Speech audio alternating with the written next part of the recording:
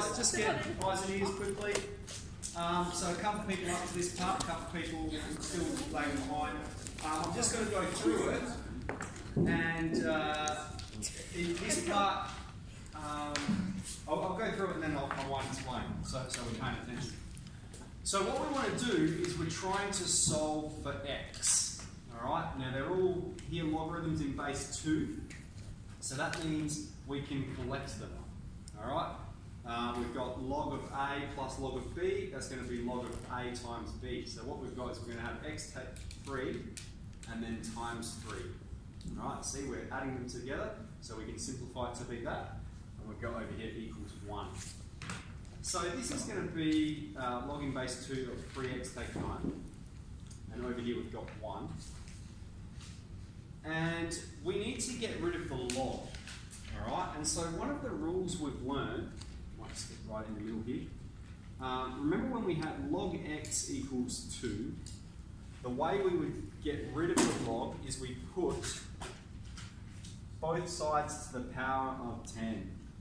10 to the log x equals 10 to the 2, and the 10 and the log are going to cancel, and it's going to bring the x down. You're going to have 10 squared.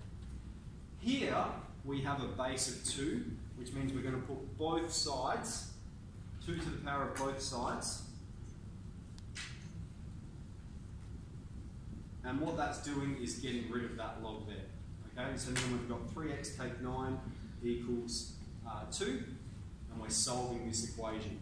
We're going to add 9 to both sides and divide both sides by 3. Okay? Let's have a look at the second one. Alright, we want to collect this. Now before we can collect them, we need to get rid of any numbers out the front. So we're going to express this as log in base 3 of x squared. Take log in base 3 of 2 equal to log in base 3 of 8. Here we're subtracting them, so we can collect that to be log in base 3 of x squared on top of 2. Alright, now from here there's two parts you can follow. You can recognise we've got the log in base 3 of this and the log in base 3 of 8. Therefore, whatever's in these brackets has to be equal. Alright, because we've got an equation on both sides. If both sides are equal and we're performing log in base 3 of both sides, that's a function. And so whatever's inside these brackets is going to be equal. So you can just make that statement. Alright? It's very similar to like if we had, like I was just saying, if you have the square root of a equals the square root of 5, a is 5. Right? You can see that. You're square rooting both sides so we can see that they're equal. So the same here. You've got a function of this equal to this. Alright, the other way is just like we did here. You could put both 3 to the power of both sides.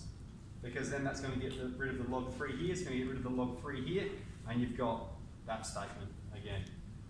Multiply both sides by 2, square root both sides, or both sides to the power of a half, x is plus or minus 4. Okay, so some of those will get a little bit more tricky, and I'll say that's going to be optional extension. No, we're not going to put that in the test. I recommend you have a go at it, challenge yourself. Yeah, just push a bit further. So this part will not be in the test, but definitely the expanding and simplifying will be. So there's still a couple of minutes left. That's not the test. Yeah.